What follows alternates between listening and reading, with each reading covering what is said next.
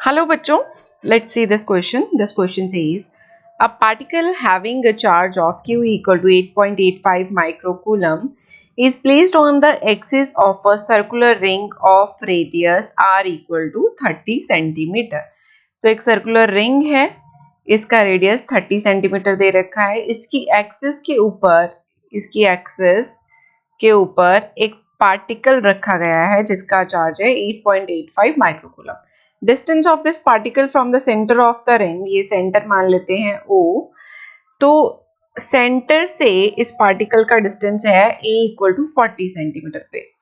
तो यहाँ पे ये डिस्टेंस है हमारा A equal to 40 centimetre. Calculate the electric flux passing through the ring. तो हमें रिंग में से जो इलेक्ट्रिक फ्लक्स पास हो रही है वो फाइंड करनी है.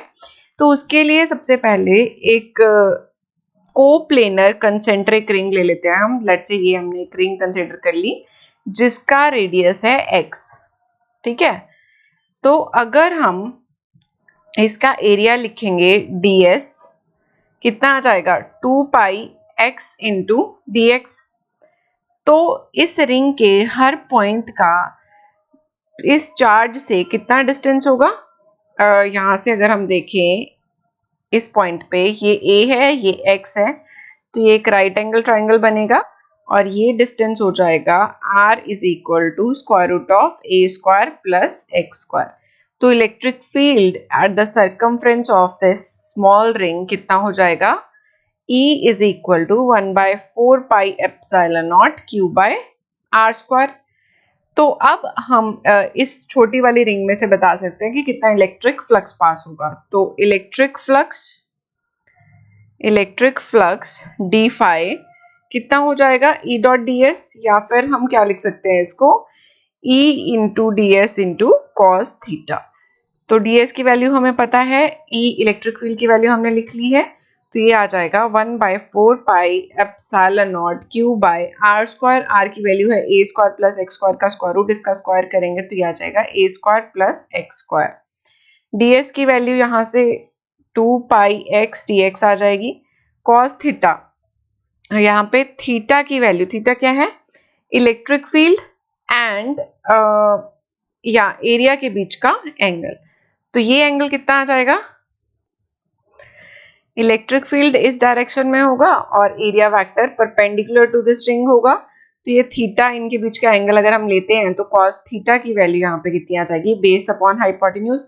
इस ट्राइंगल में बेस क्या है A और हाइपोटेन्यूज क्या है square root A square plus X square. ठीक है, तो अब अगर हमें टोटल फ्लक्स चाहिए तो इंटीग्रेट कर देंगे दोनों साइड्स पे.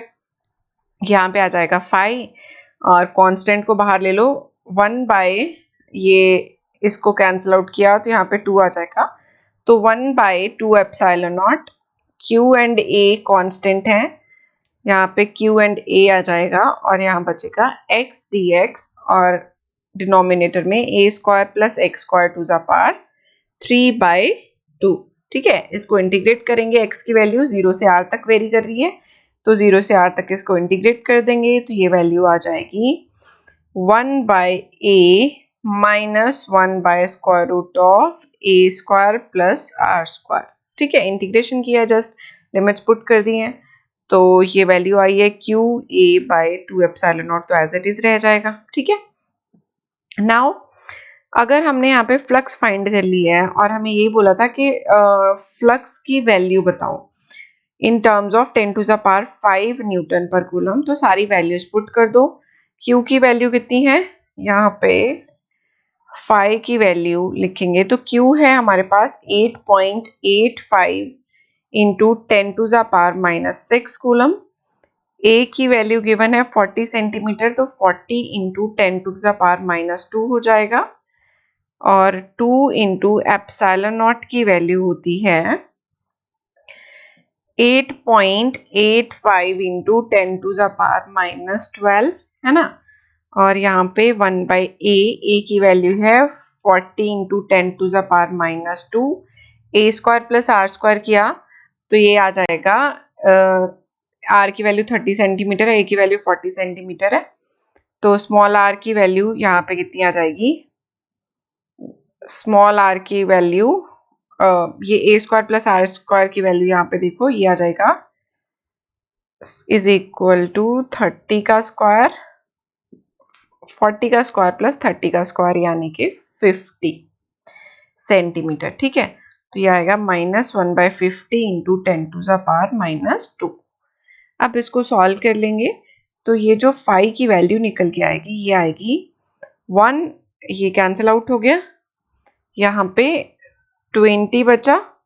ठीक है, तो इसको सॉल्व कर ही लेते हैं थोड़ा सा। 20 इंटू 10⁻⁻8 ऊपर और -12 नीचे, तो ये आ जाएगा 10⁻⁴ ऊपर, और यहाँ पे 1 बाय, इसको लिख सकते हैं 100/40 माइनस 100/50, 0 से 0 कैंसिल, तो ये आ जाएगा 20 एलसीएम लिया तो 5 - 4 और यहाँ पे 10 बाहर ले लिया, और यहाँ पे ऑलरेडी कितना था 10⁵ इंटू 2, तो ये 10 इससे कैंसिल आउट हो गया, और ये आया 2 से 2 कैंसिल आउट हो जाएगा, और ये आ जाएगा 1 इंटू 10⁵ न्यूटन पर कूलम।